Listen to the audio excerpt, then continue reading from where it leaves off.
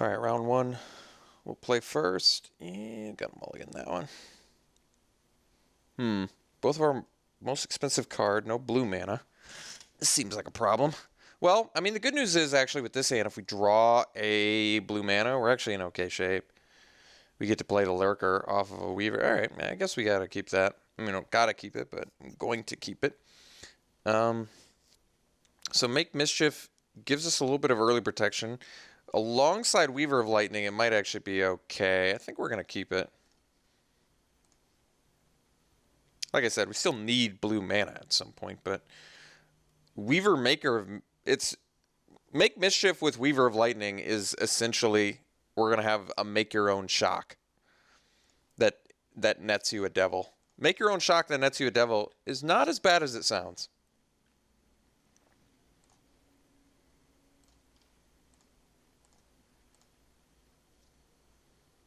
Devils are deceptively good.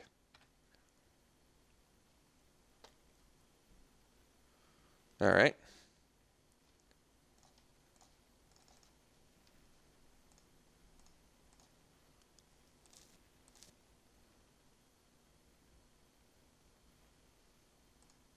Oh, that's perfect.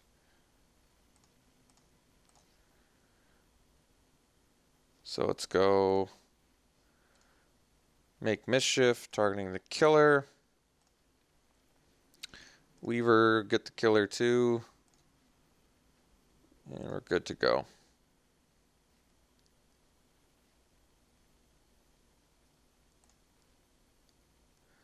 Do I want to attack into a field creeper? Guess not. If he had a combat trick, he would have attacked into our Weaver last turn. Looks like we were sharing cards with our opponent here, which is fine. All right, so we can reduce. Yeah, that's pretty filthy.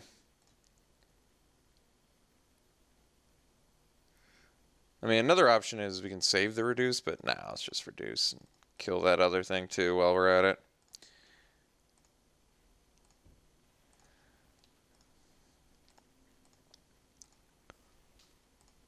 So, I mean, we can always sack a devil to pay the emerge cost. It does save you a mana. Keep that in mind. Not to be overlooked. And the beauty is, with Drownyard Behemoth in particular, the fact that you can, like, emerge it out is pretty awesome.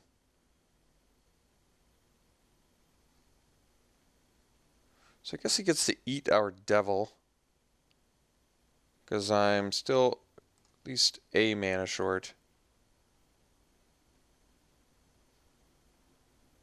Okay. So I can do the Lurker.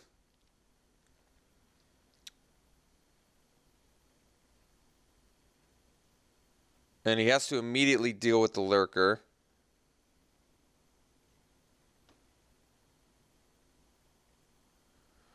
It also sets him behind a draw. We'll do it.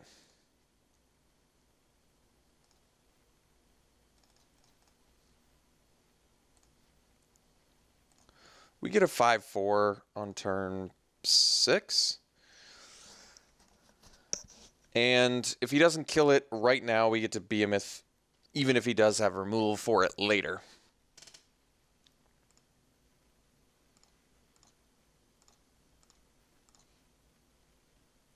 All right. I think we're going to hang out here.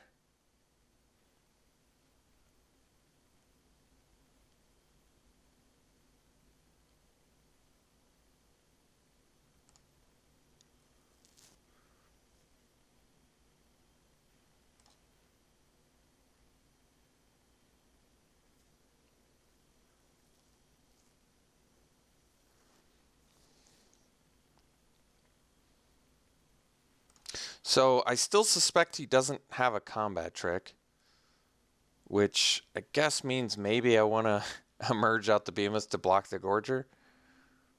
It's a bit risky if he's drawn a combat trick since then. I can also afford to just take 5 damage right now. Yeah, it's probably fine.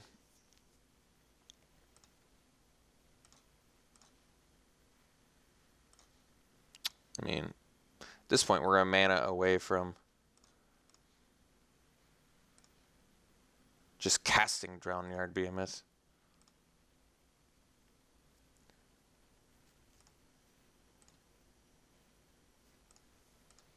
If I take 8 here, though, I do run a bit of a risk. But I think we're going to do it. Like I said, if I draw a land, I'm in pretty good shape. If I don't draw a land, I'm okay shape too. All right. So now we can just cast the Behemoth.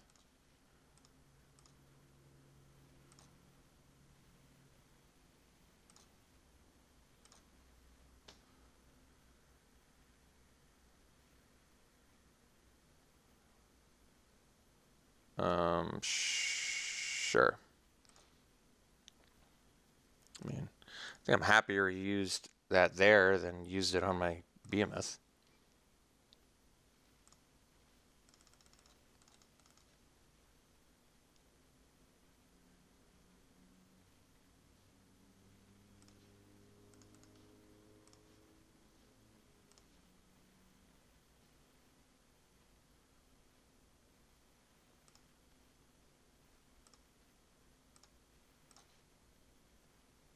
Ooh.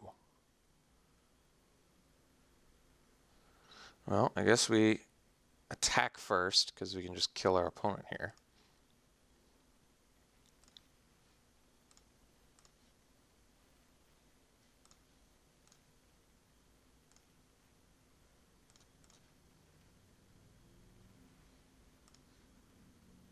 All right. Well, that was a lucky little game nab for us. So we're playing the mirror match. We both definitely stole some cards from each other. We got the Weaver of Lightnings, we got the Mercurial Geist. Our opponents got the Unsubstantiate, the Thermo Alchemist, and the Aberrant Researcher. So that is what a popular archetype in a format will do. So Deny Existence does let us stop his Stormrider Spirits in a kind of nice way. The only card we see that Turn-Aside protects us from is Unsubstantiate, which doesn't seem quite worth it to bring in. So once again, if it ain't broke, probably don't have to fix it. Let's try again.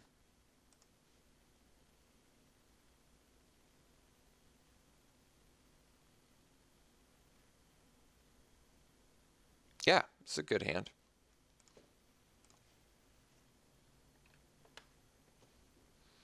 Looks like a hand that probably wants to start with Brazen Wolves, but I guess we'll see.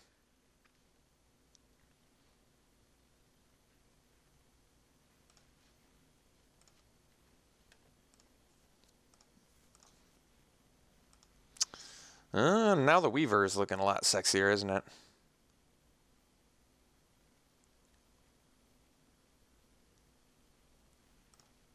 Yeah, Weaver's looking pretty sexy.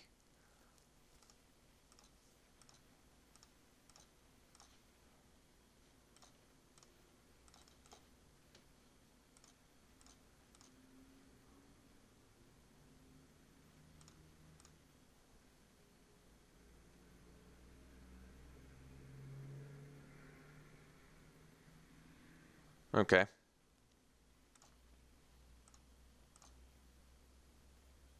Ooh, attacking with both. Well, that tells me he's kind of got something, but the thing is, I can play back-to-back Mercurial Geist, which I think is what I'm going to do anyway. So it seems like I should block with the Weaver here. Because if I don't block with Weaver, I take 5, right? And then next turn I play Mercurial Geist and I don't block again and play around a trick? I don't think so. I think we're blocking here. All right. Well, kind of as I suspected, he just wanted to attack with the Haunter because he expected it to die next turn. So it ended up being the right choice. Let's play our Geist here.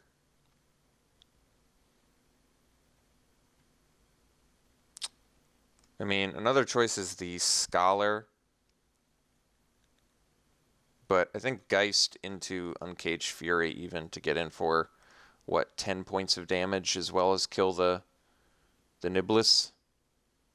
seems worth it. I'm going to keep the Weaver back to block the Niblis because I don't want to block it with the Mercurial Geist if he has another spell.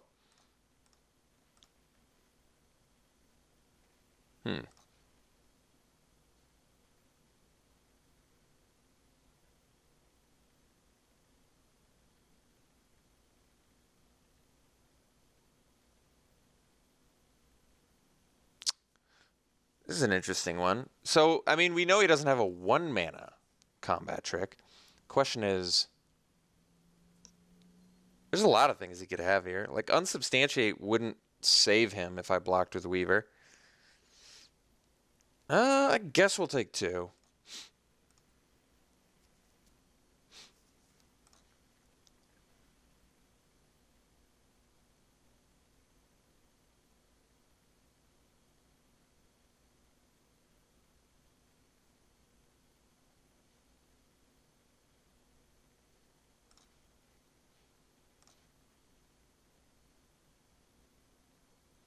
We just attack here. Actually, I guess we'll just attack here. Alright. Now we're going to play a second Mercurial Geist.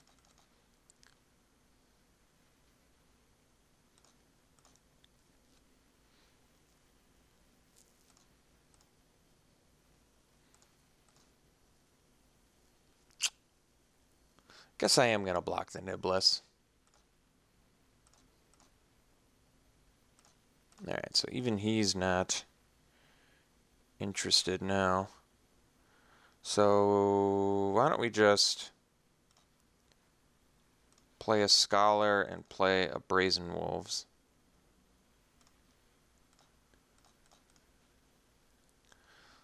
And then we'll pass.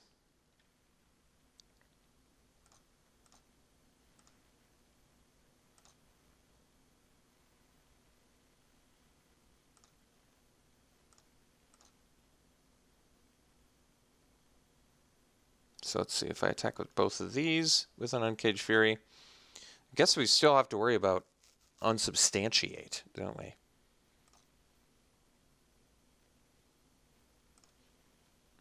So block like that.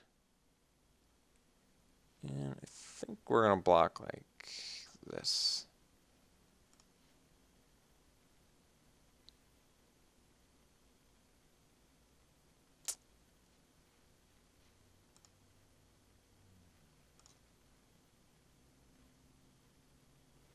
Okay, well, that's actually all right. I mean, we're losing some stuff here, but we can crack back for a lot of damage now. So let's see here. With Uncaged Fury, it's 10, 14, 16. I'm actually 1 short, is that right? Well, let's see if we can't draw something then. What can he crack in for with the Bold Impaler plus this? So if we take him less than 10, this is immediately going to flip on his turn, which means he can crack back for 4, 6. That's lethal. So I guess we can't do that. I'm going to have to try and block the Impaler.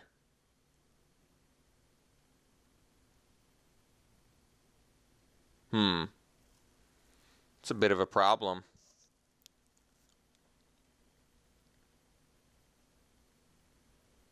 Yeah, because this flips if I deal too much damage to him. It seems like I shouldn't do that right now. I think I'm just going to swing with the Mercurial Geist.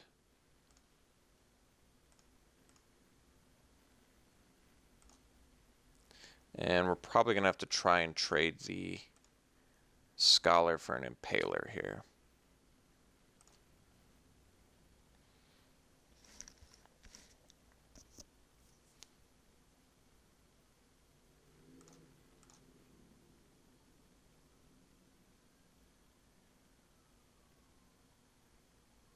Like, I was 1 short of lethal, which means he couldn't have used the Fragment, but the Fragment would have flipped.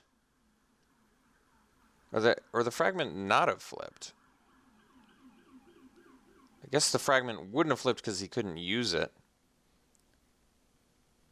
What can he pump up to here? He can 3. 6. 1, 2, 3, 4, 5, 6. Wait, how much? He's got 8 mana, so he can make it 5 power. Maybe I want to keep the Scholar for that reason.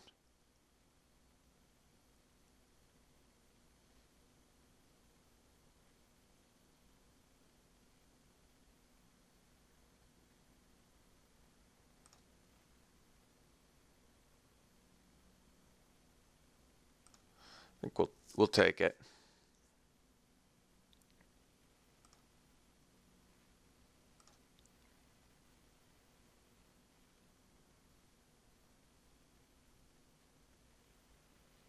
Okay, so he's tapped out. Let's use the Scholar. Discard. Draw.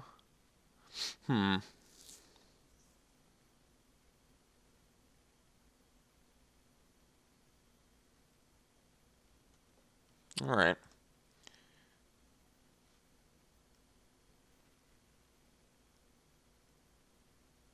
So I guess the Arsonist is going to kill me now, huh? Makes things a bit more difficult.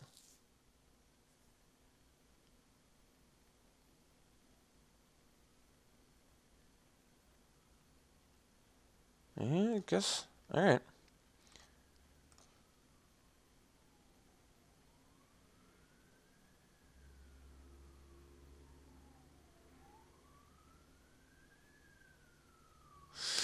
So maybe that's tough.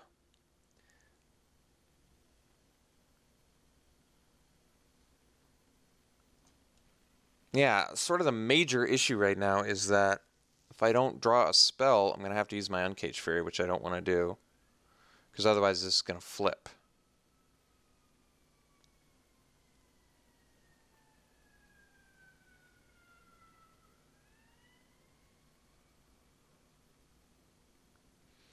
And I just won't be able to block this without losing both my guys. So I guess the problem is I'm going to have to cast Uncaged Fury on my Mercurial Geist, whether he blocks or not. And he does block. So now I'm in a real tough spot. Real tough spot here. I should have just attacked with both Mercurial Geists. I didn't think about it. And now I'm in the dilemma where if I use Reckless Scholar and once again I don't draw a spell, I think I'm SOL either way. I'm gonna use it. I'm gonna use it now. Okay. Wow. That's what I drew too. So is my opponent just dead? Maybe. Oh, I needed to attack with both Mercurial Geists, didn't I? Maybe he is dead anyway. We'll find out. I mean, I gotta go for it here, so we'll find out. I should have attacked with both Geists to ensure it, because I'll probably end up being like one short, but that's all right. He's probably, yeah, he's definitely dead. He's definitely dead. Okay, well, when you draw lucky, you draw lucky. RNG, we just rolled a 20. Is exactly what happened. So, yeah, that was like the necessary draw there. Otherwise, we were going to waste a Uncaged Fury. Well, sometimes you get lucky, folks, even when you make bad decisions, like not attacking. Well, yeah, the optimal decision would have been... Well, it's a pretty tough situation either way, right? I guess what we had to do was... But it's so risky. Like, the only reason I did it there was because I was pretty much SOL based on his blocking decision. So, if I didn't draw something there, I was going to have to waste an Uncaged Fury. So I used it because it was like he was going to have a brutal attack anyway. And then I just so happened to draw the one card in my deck that kills my opponent. So yeah, like I said, sometimes you get lucky. Sometimes you get a bit lucky. Could have drawn Alchemist Greeting too. That wouldn't have been nearly as good, but would have taken care of his Arsonist, I guess. Yeah. All right. We'll take the luck. We'll see you round 2.